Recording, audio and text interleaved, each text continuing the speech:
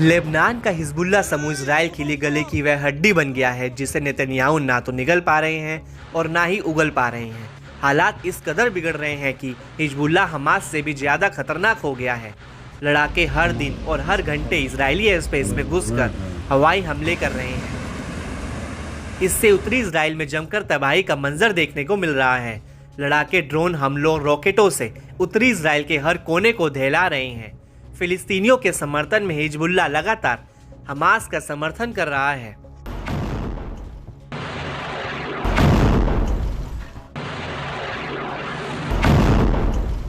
इस कड़ी में लेबनान के इस्लामी प्रतिरोध ने प्रमुख इजरायली सैन्य ठिकानों पर ड्रोन और रॉकेट हमलों की सीरीज शुरू की। इसके चलते कटसाविया बैरक में गोलान के 210वें डिवीजन के 7वें बख्तरबंद ब्रिगेड का मुख्यालय भी जद में आया। हिजबुल्लाह के सैन्य मीडिया ने बताया कि हमलों ने इजरायली अधिकारियों और सैनिकों की चौकियों को टारगेट कर निशाना बनाया। इस दौरान लड़ाकों ने बेहद सटीक हमलों को अंजाम देकर दुश्मन खेमे को बड़ा नुकसान पहुंचाया है। इससे इजराइल और लेबनान के बीच का तनाव नए स्तर पर पहुंच गया है। हिजबुल्लाह के ड्रोन हमलों के अलावा ग्रेड रॉकेटों की बौछार की गई। इस दौरान मेटाट और शोमेरा बैरकों के साथ साथ पास के इजरायली असेंबली पॉइंट पर भी भीषण हमला किया। समूह ने दावा किया कि यह हमला इजरायली हमले और दायरा शहर में हत्या के जवाब में किया। इस्लामिक रेसिस्टेंस ने अपने हमलों की जानकारी देते हुए एक बड़ी सीरीज जारी की है। इसमें रामिया साइट पर भारी तोपखाने की गोलाबारी, मार्ज साइट पर रॉकेट हमले और जल अल आलम साइट पर निगरानी उपकरणों को निशाना बनाया। इसके अलावा हिजबुल्लाह ने गैटन में 146वें डिवीजन के मुख्यालय पर ग्रेड रॉकेटों से हमला किया। इससे पहले हिजबुल्लाह ने नफा बैरक में कमांड सेंटर, यार्डन बैरक में आर्टिलरी रेजिमेंट और बख्तरबंद ब्रिगेड मुख्यालय पर भी बमबारी की।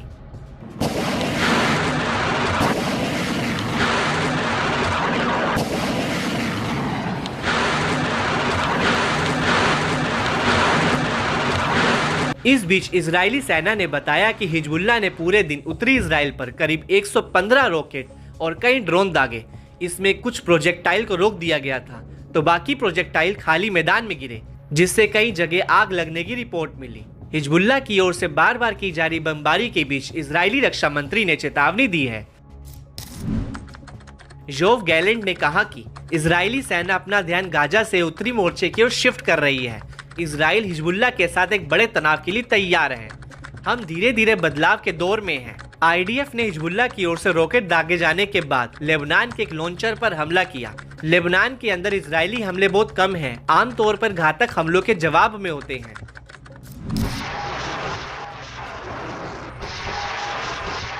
दरअसल लेबनान के हिजबुल्लाह के साथ पिछले कुछ समय से एक बड़े हमले की आशंका जताई जा रही है। बीते दिनों इजराइल ने हिजबुल्लाह के कई कमांडरों को ढेर कर इलाके में हलचल तेज की थी। हिजबुल्लाह लगातार इजराइल को बड़े हमले की धमकियां दे रहा है। ऐसी आशंकाओं के बीच इजराइल भी युद्ध स्तर पर पूरी तैयारी कर रहा है। ईरान समर्थित हिजबुल्लाह समूह ने बताया कि कुछ हमले सोमवार देर रात लेबनान की पूर्वी बेका घाटी में हिजबुल्लाह हथियार डिपो पर आईडीएफ के हमलों के जवाब में थे। इससे पहले सोमवार को उत्तरी इजराइल पर एक विस्फोटक ड्रोन हमले में एक इजरायली सैन्य एनसीओ मारा गया था।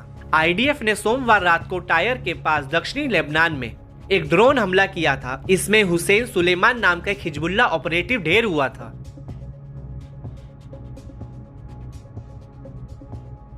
आईडीएफ ने सुलेमान को हिजबुल्लाह की रॉकेट और मिसाइल यूनिट के एक अहम सदस्य के रूप में दावा किया था।